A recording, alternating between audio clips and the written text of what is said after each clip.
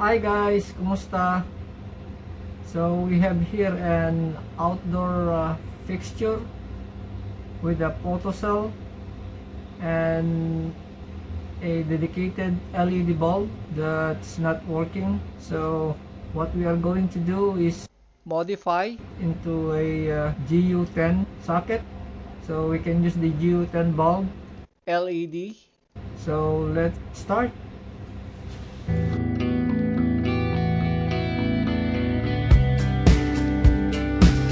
So this is the photocell, and this is the transformer for the LED, dedicated LED module. So this is the plate, and this is the one that it's bad. So we're going to remove this and make a hole. This is the socket that we're going to use. This is a GU10 with a hickey mounting at the back. So this is the bulb.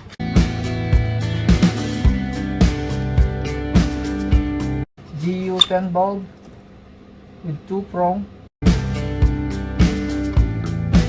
and this is a line voltage. You don't need to use a transformer. So it goes like this: push it in and turn clockwise. There you go. So it goes like this later. It's like this.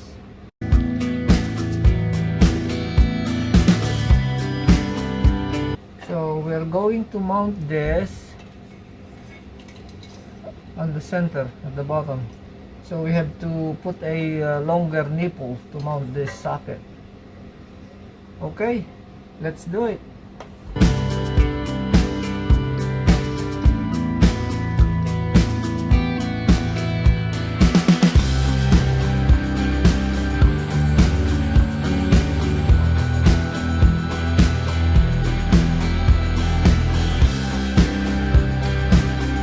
First, we have to disconnect this holder here in order to remove this loop. There are two cap nuts here at the back of this back plate.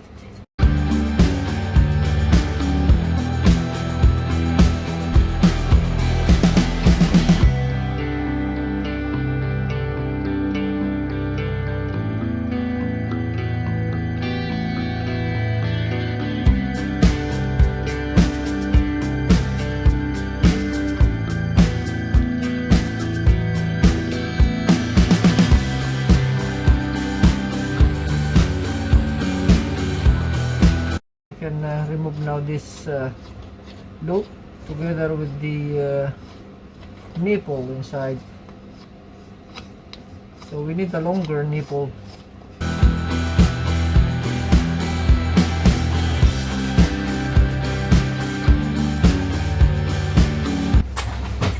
Okay guys, so I found one. It's taller, about 3/8 inch.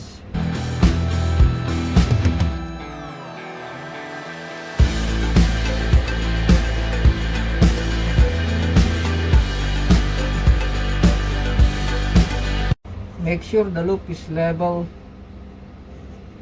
to this plate, so you can put back the same as before this arc. So we have a extra nipple now coming out here, so we can mount this socket. So now we're going to put back this arc.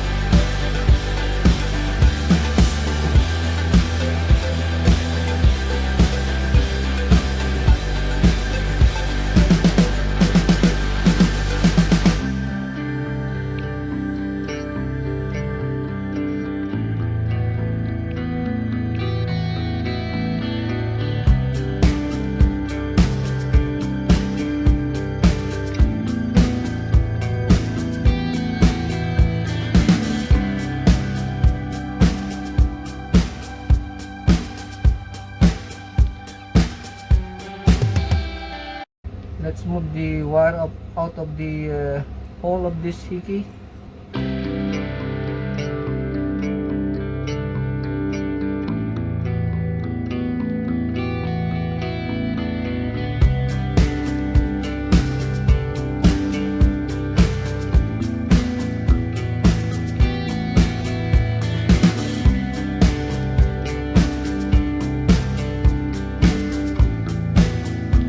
Okay, let's put a lap washer before we put this GU10 socket.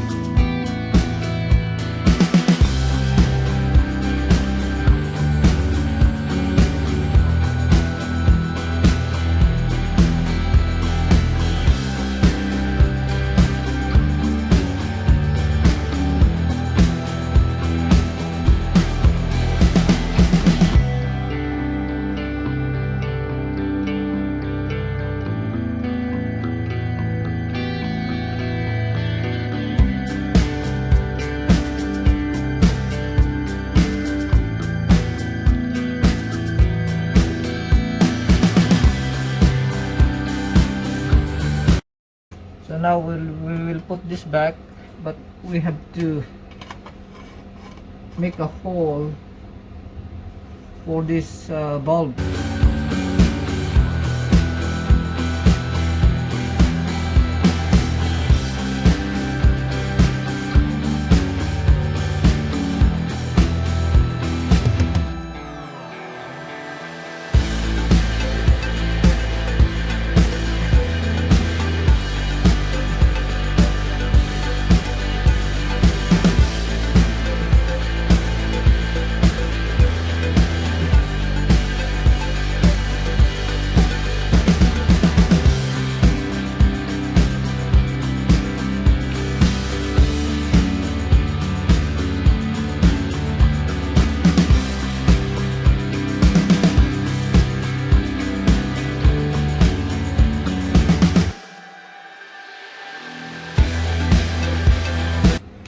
This black wire connects to the black coming from this main wire here.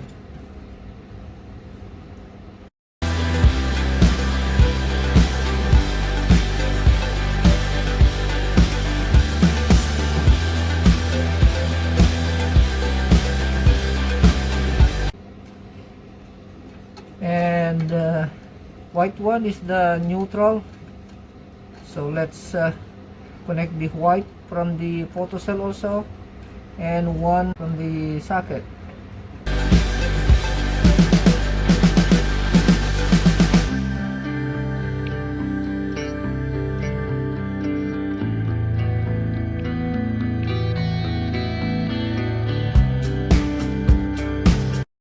The red one from the photocell connects to the one wire from the socket.